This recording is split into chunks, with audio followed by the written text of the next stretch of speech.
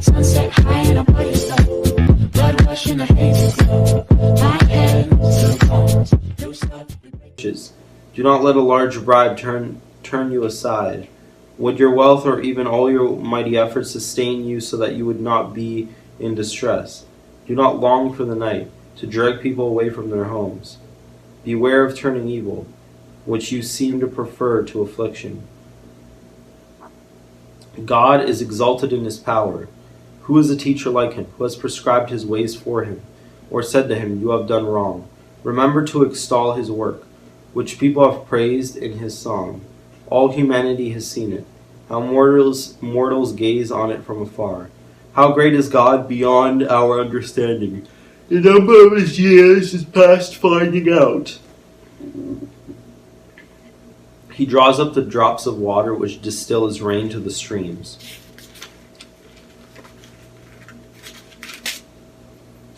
The clouds pour down their moisture and abundant showers fall on mankind. Who can understand how he spreads out the clouds, how he thunders from his pavilion? See how he scatters his lightning about him, bathing the depths of the sea. This is the way he governs the nations and provides food in abundance. He fills his hands with lightning and commands it to strike its mark. His thunder announces the coming storm. Even the cattle make known its approach. Chapter 37. At this my heart pounds and leaps from its place. Listen, listen to the roar of his voice, to the rumbling that comes from his mouth.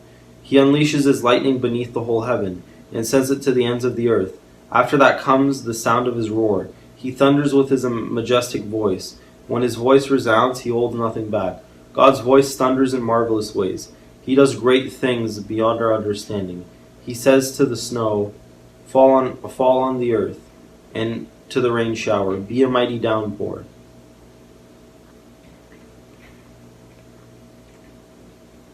So that everyone he has made may know his work. He stops all people from their labor. The animals take cover. They remain in their dens. The tempest comes out from its chamber, the cold from the driving winds. The breath of God produces ice, and the broad waters become frozen. He loads the clouds with moisture. He scatters his lightning through them. At his direction they swirl around over the face of the whole earth and do whatever he commands them. He brings the clouds to punish people, or to water his earth and show his love. Listen to this, Job. Stop and consider God's wonders. Do you know how God controls the clouds and makes his lightning flash? Do you know how the clouds hang poised? Those wonders of him who has perfect knowledge? You who swelter in your clothes when the land lies hushed under the south wind, can you join him in spreading out the skies, hard as a mirror of cast bronze?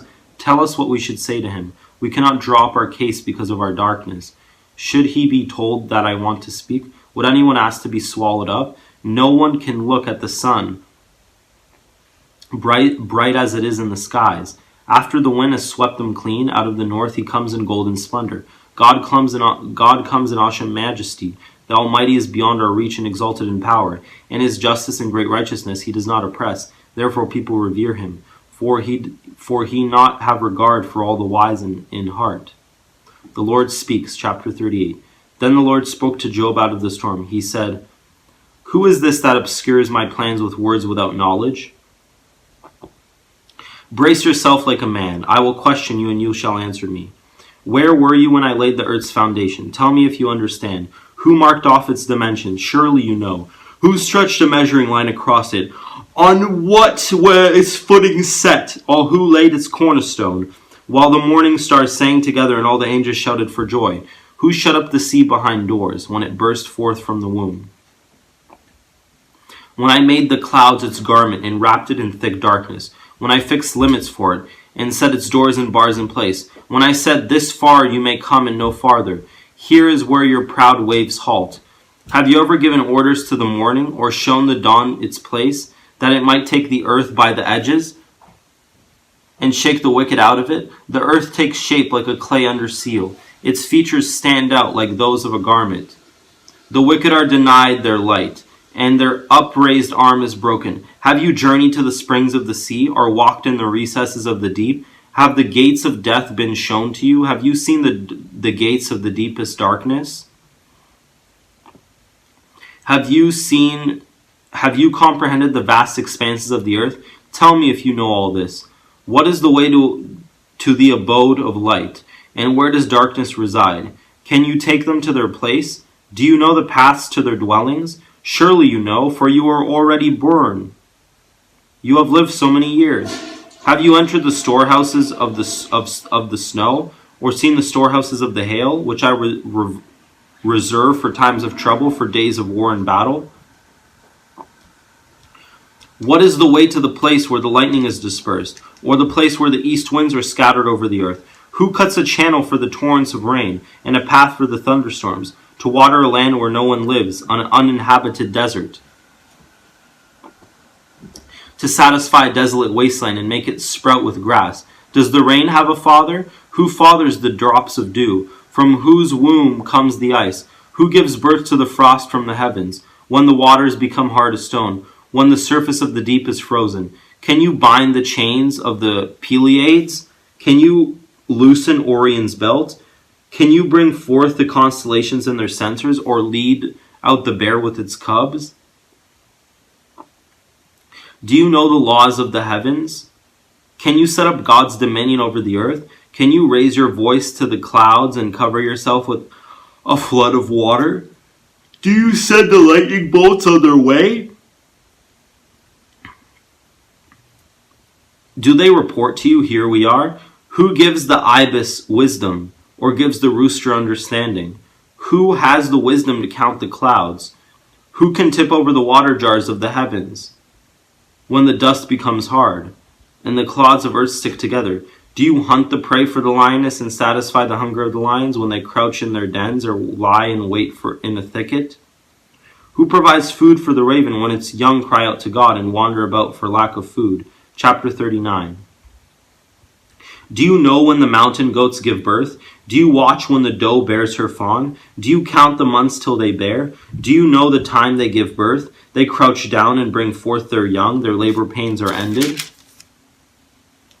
Their young thrive and grow strong in the wilds. They leave and do not return. Who let the wild donkey go free? Who untied its rope? I gave it the wasteland as its home, the salt flats as its habitat. It laughs at the commotion in the town. It does not hear a driver shout. It ranges the hills for its pasture and searches for any green thing. Will the wild ox consent to serve you? Will it stay by your manager at night? Can you hold it to the furrow with a harness? Will it till the valleys behind you? Will you rely on it for its great strength? Will you leave your heavy work to it? Can you trust it to haul in your grain and bring it to your threshing floor? The wings of the ostrich flap joyfully, though they cannot compare with the wings and feathers of the stork. She lays her eggs on the ground and lets them warm in the sand, unmindful that a foot may crush them, that some wild animal may trample them. She treats her young harshly as if they were not hers. She cares not that her labor was in vain. For God did not endow her with wisdom, or give her a share of good sense. Yet when she spreads her feathers to run, she laughs at horse and rider. Do you give the horse its strength, or close its neck with a flowing mane?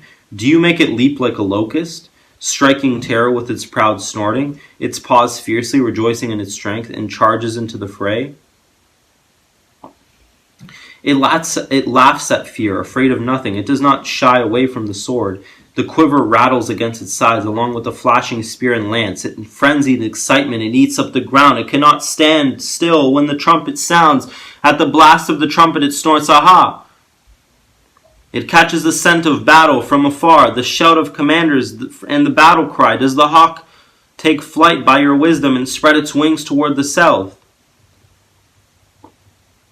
Does the eagle soar at your command and build its nest on high? It dwells on a cliff and stays there at night. A rocky crag is its foothold.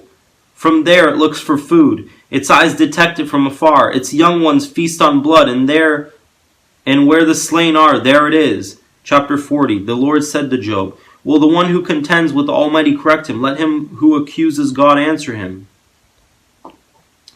Then Job answered the Lord, I am unworthy. How can I reply to you? I put my hand over my mouth. I spoke once, but I have no answer. Twice, but I will say no more. Then the Lord spoke to Job out of the storm. Brace yourself like a man. I will question you, and you shall answer me.